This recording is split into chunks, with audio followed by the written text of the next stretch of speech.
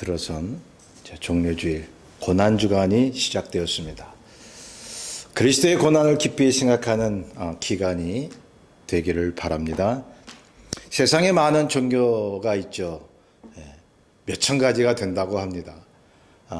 그런데 그 중에서 많은 종교들이 이 고난을 강조하고 있습니다. 고난을 통해 수행을 하고 수행을 함으로써 도를 깨닫고 해탈한다는 내용을 공통적으로 가지고 있는 것입니다. 사는 게 고난이기 때문에 고행을 통해서 인생을 알자는 것이요. 그러나 고행을 통해서 인생이 알아진다고 생각을 하시나요? 해탈이 되는 것입니까? 불교의 어떤 승려는 몇 달을 눕지 않고 생활했다고 합니다. 고행을 통해서 뭔가 깨닫고자 하는 것이죠. 고행을 통해서 해탈의 경지에 이르고자 했던 것입니다. 그런데 그가 죽으면서 한 말이 있어요. 나는 지옥으로 지금 떨어지고 있다라고요. 실제 그렇게 얘기를 했다고 그래요. 내가 그 승려 이름은 알고 있는데 밝히진 않습니다. 중세 시대에도 많은 수도사들이 산속에서 수행을 하면서 정욕과 탐욕을 끊으려고 노력을 했습니다. 그런데 잘 안 됐죠. 그럴 때마다 자신의 몸을 해하는 것입니다. 이 육체가 있기 때문에 마음에 죄가 들어온다고. 그래가지고 자기 몸을 자꾸 칼로 찌르는 거예요. 고대 시절에도 있었고 중세에도 그런 일이 있었습니다. 몸에 고통을 주어서 마음의 죄를 없애고자 했던 것입니다. 그런데 아직도 그렇게 생각하는 분들이 있습니다. 여러분, 마음에 어떤 쓸데없는 생각, 죄가 들어온다고 해서 몸을 해하면 될까요? 그렇다고 마음의 죄가 사라질까요? 결국 고행이라는 것은 인간에게 진정한 자유를 주지 못했다는 사실입니다. 인간이 육체를 가지고 있는 이상 고행과 금욕을 한다고 마음의 고통을 끊어낼 수 없다는 사실입니다. 그럴 수 없다는 것이 성경에 나와 있죠. 바울이 말합니다. 로마서 7장 14절에 나는 육신에 속하여 죄 아래 팔렸도다. 이미 예수 믿는 사람도 이 바울도 그 죄 때문에 막 몸부림을 쳤는데 말이죠. 우리 몸을 찔러댄다고 그게 해결됩니까? 이 육신이란 말은 헬라 원어로 사르크스라는 말인데 육체는 원래 선한 것이잖아요. 하나님이 주신 이 육신은 참으로 귀중한 것입니다. 그래서요, 몸을 해하면 안 됩니다. 여러분, 하나님이 주신 이 살과 뼈이기 때문에 건강하게 유지하고 운동을 해서 늘 튼튼하게 만들어 가야 하는 것이죠. 잘 보존해야 하는 것입니다. 우리 육체 때문에 좋은 일도 많이 있잖아요. 육신이 좋으니까 행복감도 누릴 때가 있잖아요. 그죠? 그런데요, 이 육체 때문에 때로는 괴로울 때가 있습니다. 정욕의 노예가 될 때가 있습니다. 그래서 육체라는 의미를 죄의 노예라는 개념으로 성경이 말씀하고 있는 것입니다. 그 육체 자체가 악하다라고 생각해서 그렇게 표현한 것이 아니라 사람들이 이 살과 뼈 때문에 이거를 자신의 신으로 삼고 우상을 삼잖아요. 자기 몸을 위해서 살잖아요. 그래서 육신의 정욕이라는 말이 나온 것입니다. 저는 이런 생각을 했습니다. 차라리 우리가 육체 없이 영혼만 있으면 얼마나 편안하고 자유할까? 그런 생각 여러분 드신 적 있습니까? 이 육체 때문에 늘 피로하고 질병이 생기고 나이 들어가면서 막 그냥 힘들어지고 그럴 때 차라리 육체가 없이 영혼만 있으면 얼마나 좋을까? 그런 생각을 할 때가 있지 않습니까? 우리가 육신을 가지고 사는 것 자체가 고난이 될 때가 있기 때문입니다. 피곤하고 또한 병에 걸리고 탐욕이 생기고 늙어가면서 죽어가니까 이 육체 때문에 인생들은 피곤한 인생을 사는 것입니다. 고단한 인생을 사는 것입니다. 그래서 예수 그리스도께서 이 땅에 오셔서 하신 일이 뭐냐 하면 우리의 영혼과 육체를 새롭게 하시는 것입니다. 예. 우리 육체를 통해서, 마음을 통해서 들어오는 그러한 죄악의 유혹을 이길 수 있도록, 때로 그 죄에 넘어가서 우리가 죄에 빠질지라도 하나님의 자녀의 신분으로 계속 영원히 살 수 있도록 이 땅에 오셔서 고난의 길을 걸어가신 것입니다. 그래서 그분의 영혼과 육체를 십자가에 못 박아 버리신 것입니다. 전에는 하나님의 율법에 의해서 병든 우리의 영혼과 죄된 육체가 저주 아래에 있을 수밖에 없었지만, 이제는 믿는 자마다 그리스도 예수 십자가 안에서 영혼이 거듭나는 것이죠. 육체도 제어할 수 있는 능력을 부여받게 되는 것이죠. 후에 육체의 부활도 약속받았잖아요. 우리는 영혼이 거듭났죠. 지금 예수 믿는 순간 영혼이 거듭난 거예요. 주님을 믿는 순간 우리의 영과 혼은 하나님의 것이 되는 거예요. 그래서 우리의 영혼은 이미 천국 시민이 된 겁니다. 과거입니다. 그런데 우리의 육체는 아직 신령한 몸으로 변화되지 않았어요. 이 땅에 있는 이상 우리의 육체는 점점 늙어갑니다. 피곤해집니다. 그럼에도 불구하고 그 영혼의 힘, 주님이 성령으로 주신 그 영혼의 힘을 가지고 우리의 육체를 다스리게 되는 것입니다. 로마서 5장 12절에 보세요. 죄가 사망 안에서 왕노릇한 것 같이 은혜도 또한 의로 말미암아 왕노릇하여 우리 주 예수 그리스도로 말미암아 영생에 이르게 하려 함이라. 우리의 마음에 때로 죄가 들어오고 우리의 육체가 때로 정욕적으로 흘러가도 예수 그리스도 십자가 은혜가 왕노릇하기 때문에 우리는 여전히 의인이란 얘기죠.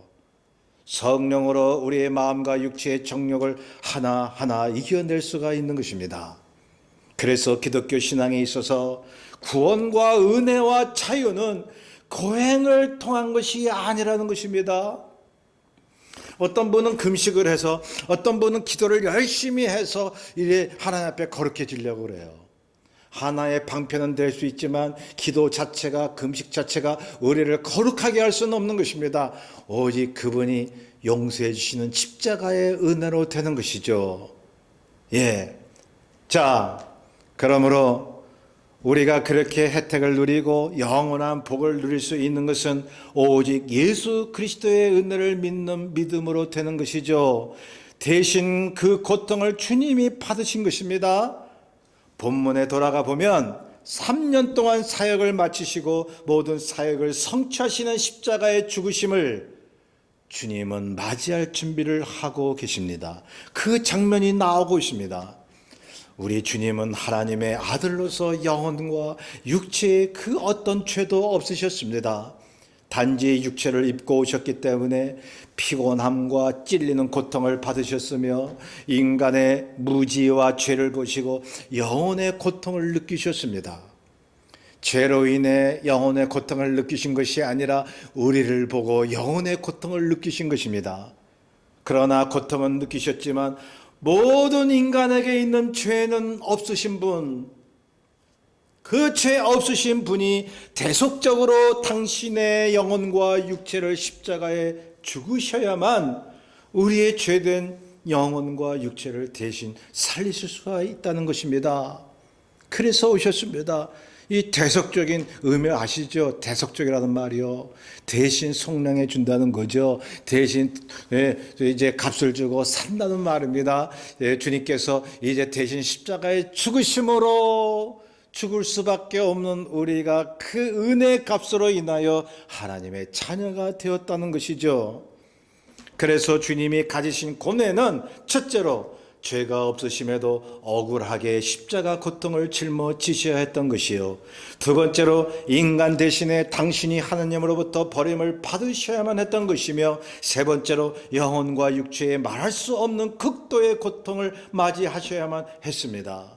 여러분, 영지주의자, 이 도세티즘이라는 그 과거의 이단들은 말이죠, 지금도 그렇게 주장하는 사람도 있더군요. 어떻게 하나님의 아들 예수가 십자가에서 고통을 당할 수가 있는가? 그거는 환상이다. 그거는 하나의 그냥 영의 세계다. 육체의 죽음을 맞이하지 않았다라고 생각하는 사람들이 있습니다. 그러나 그것은 적그리스도입니다. 이단이라고 성경은 말합니다. 여러분, 하나님의 아들 예수 그리스도께서 육체로 오셔서 그 육체의 그 고통을 당하셨다고 고백해야 진정한 믿음이 되는 것이죠. 여러분, 네 번째로 보면 그동안 따랐던 사람들과 제자들에게 모두 배반당하셨습니다. 저 예수가 능력이 많은 줄 알았더니 하나님 말씀도 전하고 표적도 일어나고 귀신도 내어쫓고 능력 많은 저 예수인 줄 알았더니 저렇게 붙잡히고 매맞고 십자가에 처형당하다니. 이것이 당시 사람들이 예수를 버린 이유였습니다. 지금도 상당수의 유대인들이 예수를 메시아로 못 받아들이는 이유인 것입니다. 그런데 이스라엘 땅에 지금 850만 이상 인구가 있는데요. 이스라엘 사람들이 약 2%만 예수를 믿습니다. 그래도 다행이죠.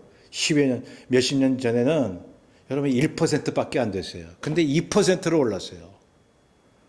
마지막 땅 그 이스라엘 땅에 복음이 완전히 증거되면 주님이 오시리라고 저는 믿습니다. 자, 성도 여러분, 주님의 고독이 그거 아닙니까? 하나님의 길을 가는데 많은 사람들을 위해서 옳은 길을 가는데 아무도 그거를 몰라줍니다. 오히려 조롱하고 비난했습니다. 우리의 신앙인들도 그럴 때가 있지 않나요? 만약 우리가 아무도 알아주지 않는 옳은 길로 가고 있는데 사람들이 우리를 비방한다면 고독감이 오죠. 고독감이. 외로움과 고독감은 다르다고 말씀드렸죠. 외로움은 병적인 것이고 고독감은 진리를 위해서 옳은 것을 위해서 여러분 당하는 그러한 소외된 그런 감정 아니겠어요? 여러분 그런 소외감을 여러분 느끼셨습니까? 예, 그런 경험이 있다면 여러분 정말 진정한 크리스찬이에요. 여러분 너무 세상과 친구 되려고 하지 마세요. 여러분 우리는 그리스도를 따르는 그리스도인이기 때문에 그분의 주시는 고독감을 겪으며 살아야 할 필요가 있다는 사실입니다. 그러한 삶이 그리스도의 제자의 삶인 것입니다. 신앙생활을 하다 보면 그걸 압니다. 신앙생활은 어차피 주님과 나 개인의 만남으로 시작하고 끝난다는 사실이요. 주님도 그래서 많은 사람들과 제자들과의 만남을 가지셨음에도 자주 홀로 하나님과의 개인적인 만남의 시간을 가지셨습니다. 하나님과의 독대와 긴밀한 관계로 인해 주님 자신의 고민과 이루실 사역을 고독한 시간을 통해 풀어나가셨던 것입니다. 그러니 주님은 고독하셨던 분이지만 전혀 고독하지 않으셨던 분이에요. 예, 여러분 이게 서로 맞지 않는 말 같지만 진리입니다. 여러분 세상에서 고독을 느끼지만 그러나 그리스도 안에서 고독을 느끼는 사람만이 진정한 고독을 느끼지 않습니다. 소외감을 느끼지 않습니다. 주님이 주시는 평강 가운데 살 수가 있습니다. 우리도 그렇게 신앙생활을 할 수 있습니다. 고독하다면 고독과 같이 사는 거예요. 여러분 고독의 주인공이신 주님을 만나면서 사는 겁니다. 고독은 때로 아프고 힘들지만 진정한 삶의 의미를 줍니다. 의의 길을 갈 수 있도록 결단하게 만듭니다. 그래서 고독은 필요한 거예요. 성도 여러분, 무분별한 사람들과의 만남이나 아무 의미 없는 다수의 친구들과 보내는 시간보다는 홀로 있는 고독한 시간을 택하십시오. 마냥 즐겁고 신나는 삶보다는 고민하고 고뇌하는 삶을 사십시오. 사람이 고독하고 고뇌하면요, 자신을 볼 줄 알고 하나님이 보입니다. 본문으로 다시 돌아옵니다. 제자들은 아무것도 모르고 주님을 따라 겟세마네 동산에 오르게 됩니다. 여러분 겟세마네 뜻 아시죠? 아람어로 가트쉐메라고 하는 말에 음역을 한 것입니다. 여러분 예수님 당시 그 지역에 아람어를 많이 사용했잖아요. 자, 같은 쉐메의 음력이 되어서 이 겟세마네가 된 것입니다. 그 원래 의미는 기름을 짜다라는 틀입니다. 기름을 짜는 틀이다라는 뜻입니다. 왜냐하면 그 겟세마네 동산에 이 올리브 나무유, 그 나무, 감람나무가 많았거든요. 그래서 감람나무 열매를 짜면 그게 올리브유가 되는 거예요. 그래서 올리브 나무다 그렇게 얘기를 하거든요. 그래서 이 기름을 짜는 의미의 겟세마네 동산에 올라오셨다라고 하는 것은 여러분 예수님의 몸과 영혼을 쥐어짜는 장소로 우리는 이해할 수 있는 것입니다.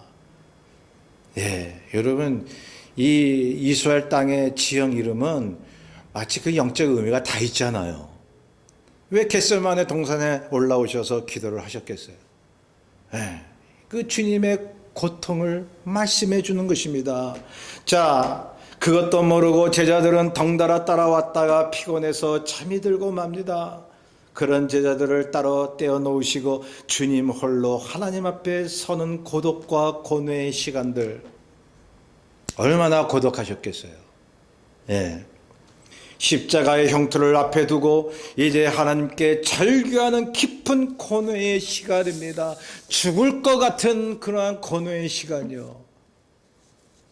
39절, 42절, 44절에 보면요. 주님이 3번 기도하신 것으로 나오죠. 똑같은 내용의 기도였습니다. 어떤 기도였습니까? 첫째로 보면 아버지여 만일 할만하시거든 이 잔을 내게서 지나가게 하옵소서. 이 기도는요. 주님이 하나님 아버지께 그렇게 기도한 거예요. 하나님 십자가를 지지 않는 방법은 없습니까? 너무 힘든 거 알아요. 십자가 형틀이 얼마나 무서운지 내가 아는데 하나님 나는 죄 없는 하나님의 아들인데 이걸 십자가 지지 않을 수 있는 방법이 있을까요? 그렇게 기도하시는 것입니다. 주님은 인간의 육체를 입고 오셨기 때문에 그 고통이 얼마나 처절한 것인지를 알고 계셨습니다. 왜 십자가를 지셔야만 하는지를 아셨음에도 불구하고 하나님 앞에서 절규하시는 것입니다. 고통을 호소하는 겁니다. 왜요? 십자가를 지기 싫으셨던 거예요. 저는 한 가지 여러분께 묻고 싶어요. 하나님의 아들 그리스도라고 해서 극도의 고통의 죽음을 두려워하지 않으셨을까요? 아닙니다. 엄청나게 힘들어 하셨습니다. 피할 수 있다면 피하고 싶으셨던 겁니다. 만약 평소에 예수님 말씀하셨죠. 나는 이제 예루살렘에 올라가서 죽음을 택할 것이다. 너희들을 위해서 죽는다. 그래서 십자가를 지실 것을 아셨잖아요. 그걸 눈이 말씀하신 주님이에요.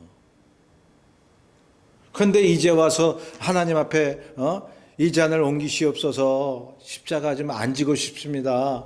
그런 기도를 왜 하시냐고요. 여러분 제가 말씀드렸듯이 평소에 말씀하셨던 모든 사람들을 위해서 죽어야 한다는 말씀을 하신 그 말씀이요. 그 말씀을 하시면서도 얼마나 이 오늘 본문의 기도를 보면 평소에도 주님은 얼마나 마음속에 그 십자가를 피해가고 싶은 마음이 간절하셨을까요? 하나님의 뜻이기에 제자들에게 말씀은 하셨지만 마음속으로는 얼마나 피해가고 싶으셨을까요? 그래서 본문에 그 기도를 하시잖아요. 만약에 십자가 앞에서 주님이 그저 기쁘게 하나님의 길을 간다고 사람들에게 제자들에게 얘들아 봐라 하나님의 뜻대로 내가 얼마나 자신 있고 기쁘게 십자가를 지는지를 봐라. 나 아무렇지도 않아. 하나님의 길 가는 거야. 만약 그렇게 말씀하셨다면 그 고통스러운 속내를 드러내지 않으셨다면 그 주님의 고난은 위선일 수밖에 없는 것입니다. 아프고 고통스러운데 아무렇지도 않은 듯 말이죠. 나는 너희들의 메시아이기 때문에 나는 뭐든지 견딜 수 있다. 봐라. 이렇게만 나오셨다면 그 십자가의 고통은 우리를 구원할 수가 없어요.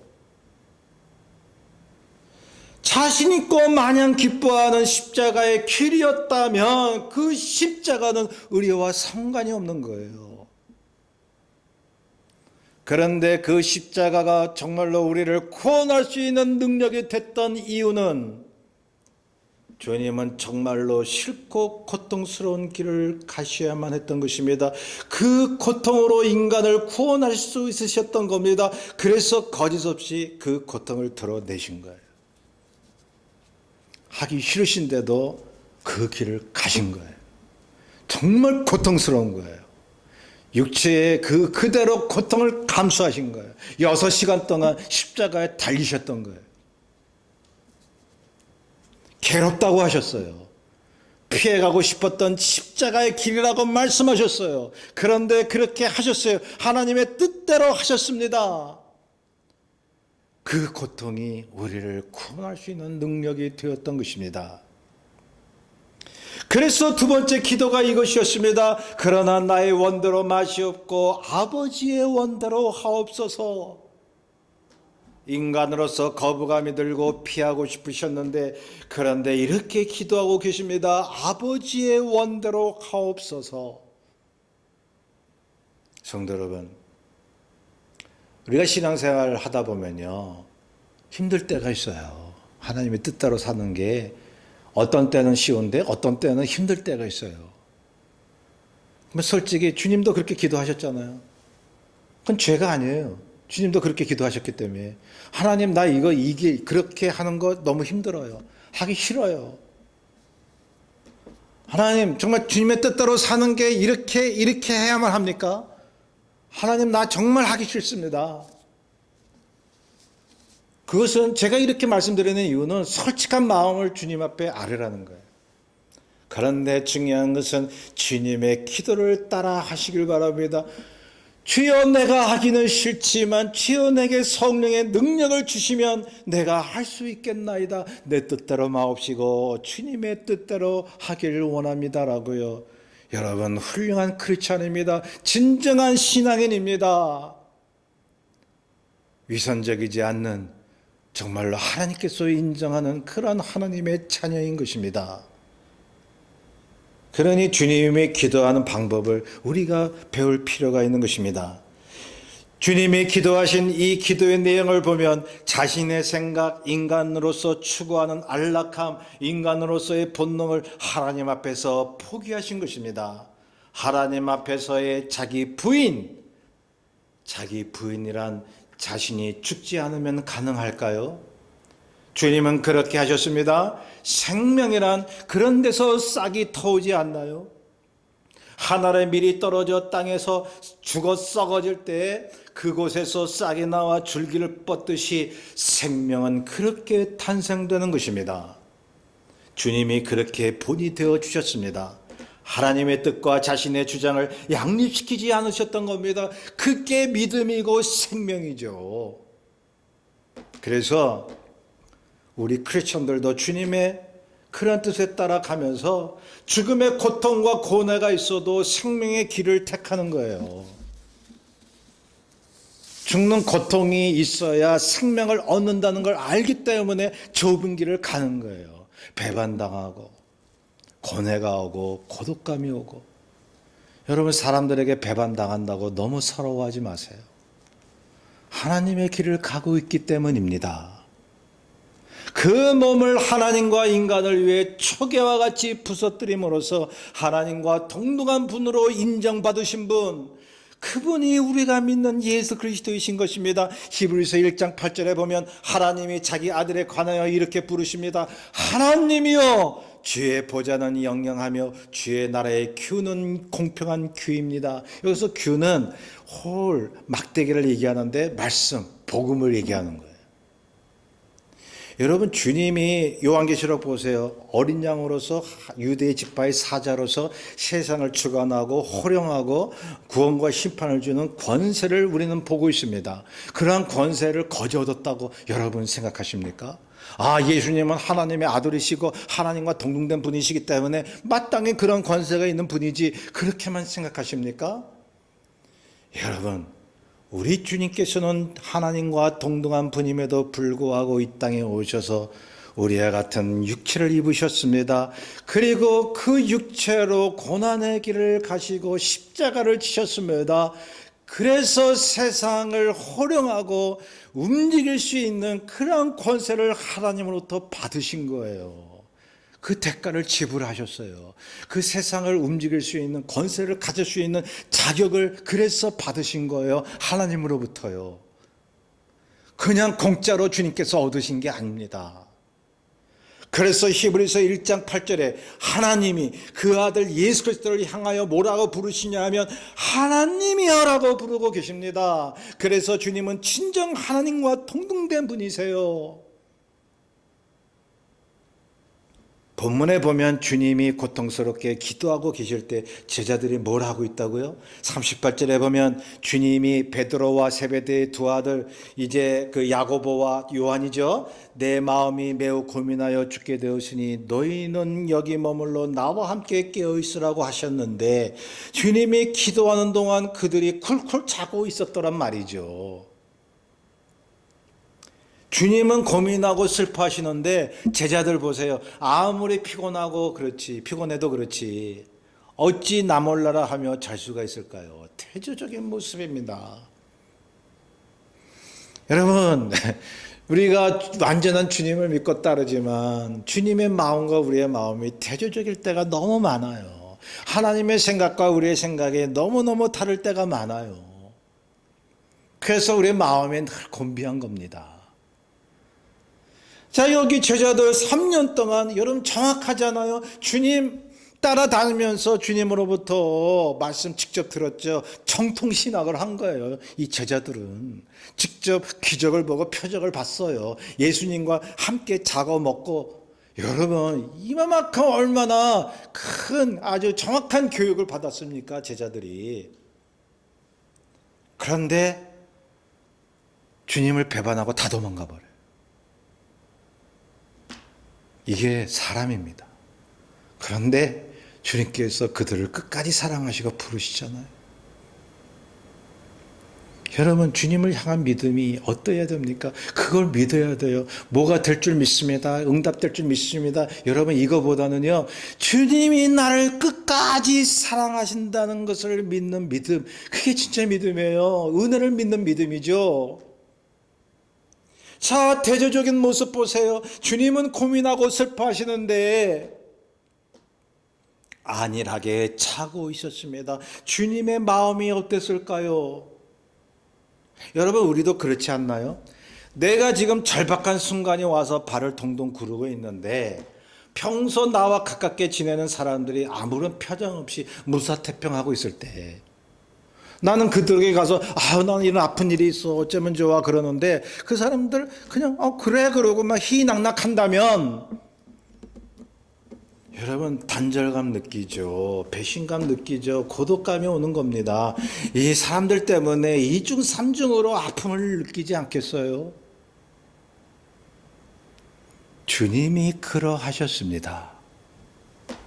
그렇게도 주님께 기대하고 따랐던 사람들이 결정적인 순간에 여러분, 나 몰라라 하며 주님 고통스럽게 기도하는 시간에 차고 있었고 주님이 잡히시던 순간에 다 도망가 버렸습니다. 그런데요, 제가 이 질문을 또 드려요. 주님이 이 제자들, 자기를 배반한 사람들 향해 화를 내시거나 서운한 마음을 드러내셨나요?